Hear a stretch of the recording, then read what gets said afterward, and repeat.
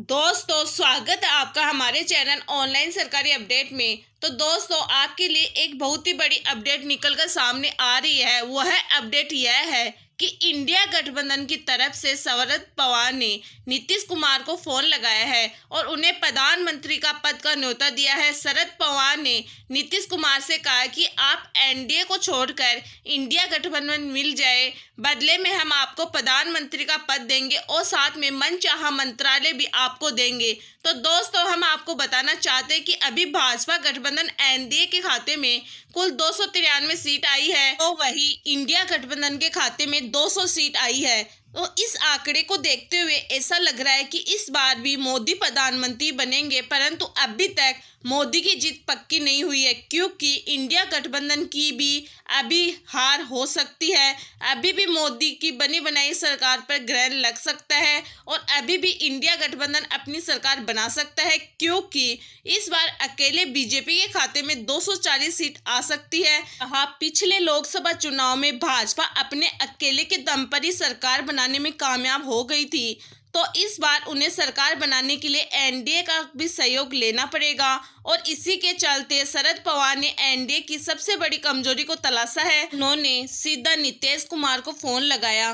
शरद पवार को पता है कि यदि भाजपा की सरकार गिराना है तो कहां पर वार करना पड़ेगा। उन्होंने सीधे नीतीश कुमार को फोन लगाकर कहा है कि आप हमारे साथ मिल जाए, आप हमारी सरकार बनाने में मदद करिए, बदले में हम आपको प्रधानमंत्री का पद देंगे और साथ में मनचाहा मंत्रालय भी आपको देंगे। तो दोस्तों नीतीश कुमार को इस सट्टा का परशुराम भी कहा जाता है। नीतीश कुमार सियासत के बहुत बड़े खिलाड़ी है। इनको जहां पर भी अपना फायदा दिखाई देता है वह तुरंत वहां चले जाते हैं और अभी अभी इस बात पर नीतीश कुमार एनडीए का हिस्सा है। दोस्तों आपको जानकर हैरानी होगी कि वह नीतीश कुमार ही है जिसके कारण यह इंडिया गठबंधन का निर्माण हुआ है। नीतीश कुमार के कहने पर ही राहुल गांधी ने इंडिया गठबंधन का निर्माण किया था। उन्होंने राहुल गांधी से कहा था कि यदि मोदी को हराना है तो बाकी की सारी पार्टियों को एक हो जाओ, क्योंकि मोदी को हराना असंभव है। जब यह इंडिया गठबंधन बन गया था तो नीतीश कुमार को ऐसा लग रहा था कि गठबंधन में इतना दम नहीं है, वह नरेंद्र मोदी को हरा सके, वापस एनडीए में शामिल हो गए। परंतु जब उन्होंने देखा कि नतीजे आने के बाद एनडीए की सरकार अब खतरे में है, तो यह शायद अब इंडिया एलायंस की तरफ रुख मोड़ देंगे। दोस्तों पहले ही नीतीश कुमार चुनाव शुरू होने से पहले इंडिया गठबंधन को छोड़कर एनडीए का हिस्सा बन गए थे, परंतु अभी तक उन्होंने इंडिया गठबंधन की तरफ से आए हुए ऑफर को मना भी नहीं किया है।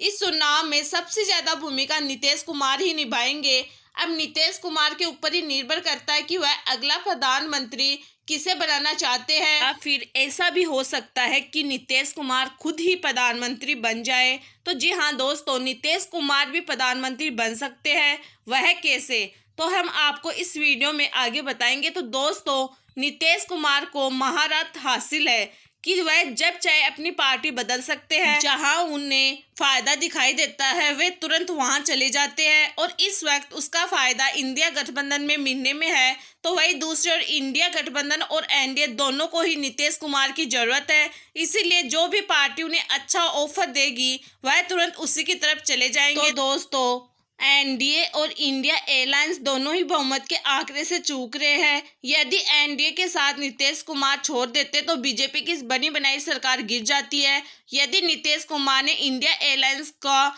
साथ लिया तो इंडिया गठबंधन बहुमत का आंकड़ा पार कर जाएगी और केंद्र में सरकार बना लेगी। इसीलिए दोस्तों हम कह रहे हैं कि अब नीतीश कुमार ही जानते कि अगला प्रधानमंत्री कौन होगा।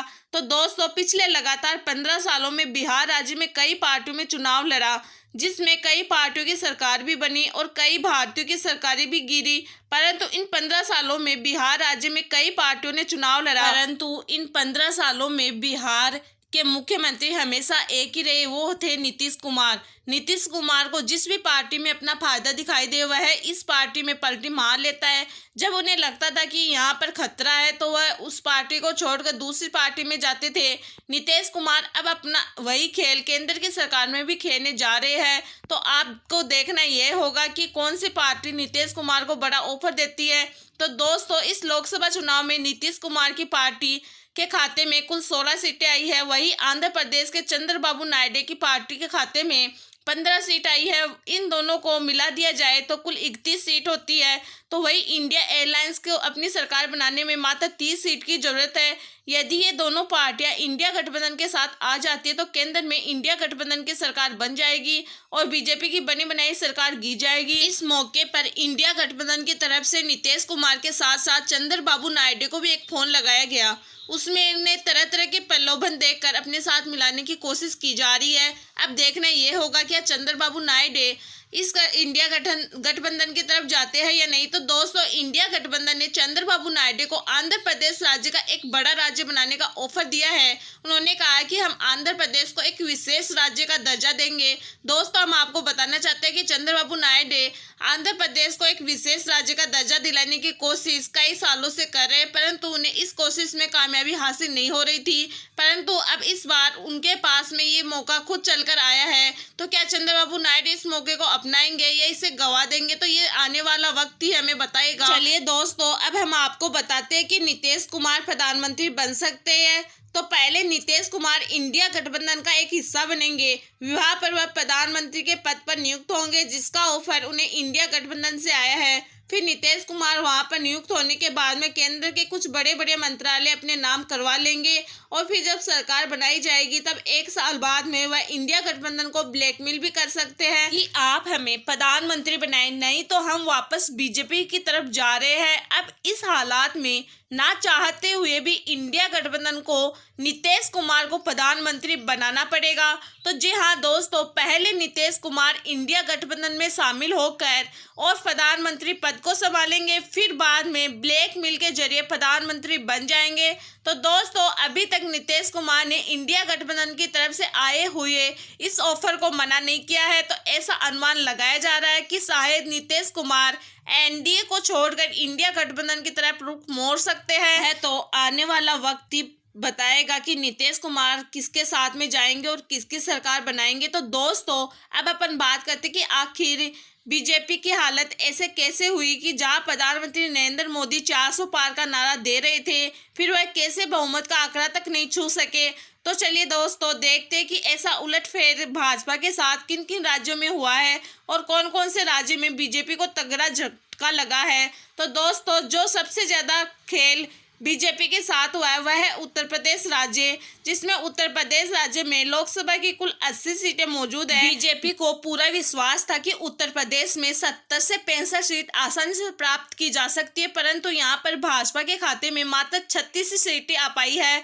तो जो कि भाजपा के लिए एक बहुत ही बड़ा झटका है। दोस्तों, ये लोकसभा चुनाव के इतिहास में पहली बार हुआ है कि उत्तर प्रदेश राज्य में बीजेपी को इतनी सीट कम मिली है, क्योंकि उत्तर प्रदेश को बीजेपी का घर माना जाता है। बीजेपी ने हर चुनाव में उत्तर प्रदेश में 70% से ज्यादा सीटें अपने नाम की है। उत्तर प्रदेश में इस बार अखिलेश यादव की पार्टी ने बीजेपी से ज्यादा सीटें अपने नाम की है। उनकी पार्टी के खाते में 37 सीट आई है, तो वही दूसरी ओर भाजपा के खाते में मात्र 30 सीटें आई है। तो बीजेपी ने हर चुनाव में उत्तर प्रदेश में 70% से ज्यादा सीटें अपने नाम की है। उत्तर प्रदेश यादव की पार्टी ने बीजेपी से ज्यादा सीट अपने नाम की है। उनकी पार्टी के खाते में इस बार 37 सीट आई है। वही उत्तर प्रदेश भारत का पहला राज्य है जिसमें भाजपा को सबसे बड़ा धोखा दिया है। उत्तर प्रदेश के कारण ही बीजेपी की सरकार गिर सकती है। क्या एक समय पर उत्तर प्रदेश बीजेपी को केंद्र में सरकार बनाने के लिए सबसे ज्यादा अहम किरदार निभाया करता था। के बाद में अब दूसरा बड़ा राज्य बीजेपी पार्टी को झटका देने वाला है महाराष्ट्र राज्य। महाराष्ट्र में लोकसभा की कुल 48 सीट है, जिसमें से बीजेपी के खाते में मात्र 12 सीट आई है। बीजेपी को इस बार महाराष्ट्र से बहुत ज्यादा उम्मीद थी, परंतु इस बार महाराष्ट्र ने उनको बहुत बड़ा झटका लगाया है। जहां पिछले लोकसभा चुनाव में बीजेपी के खाते में महाराष्ट्र की 30 सीट आई थी, वही इस बार उनके खाते में मात्र 12 सीट आ सकी है। दोस्तों, महाराष्ट्र में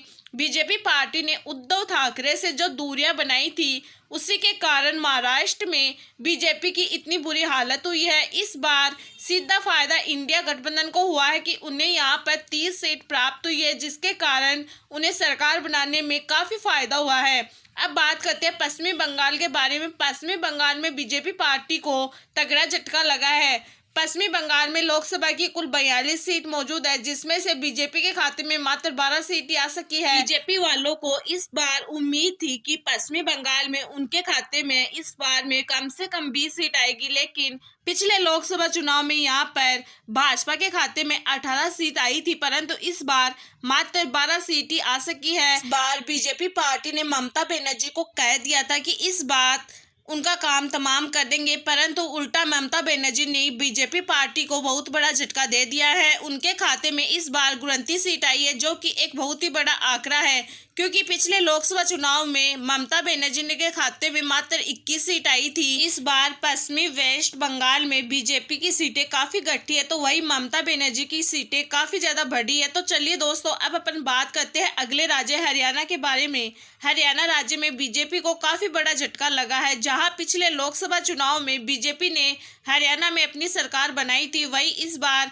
उनकी सीटें काफी ज्यादा घटी है। हरियाणा राज्य में लोकसभा की कुल 10 सीट मौजूद है, तो वही इंडिया गठबंधन के खाते में 5 सीट आई है। पिछले लोकसभा चुनाव में बीजेपी के खाते में 10 सीट आई थी, परंतु इस बार भाजपा की 5 सीट घटी है, तो वही इंडिया गठबंधन के खाते में 5 सीट का ज्यादा फायदा हुआ है। तो दोस्तों, यह वह राज्य थे जहाँ पर बीजेपी पार्टी को काफी बड़े झटके लगे थे। तो यही कारण है कि आज बीजेपी की नाव बीच समंदर में फंसी हुई है। अब इस नाव को मात्र नीतीश कुमार और चंद्रबाबू नायडू ही पार लगा सकते हैं। तो दोस्तों, आज की इस वीडियो में बस इतना ही। मैं आशा करती हूँ कि मेरे द्वारा दी हुई जानकारी आपको अच्छी लगी होगी। धन्यवाद।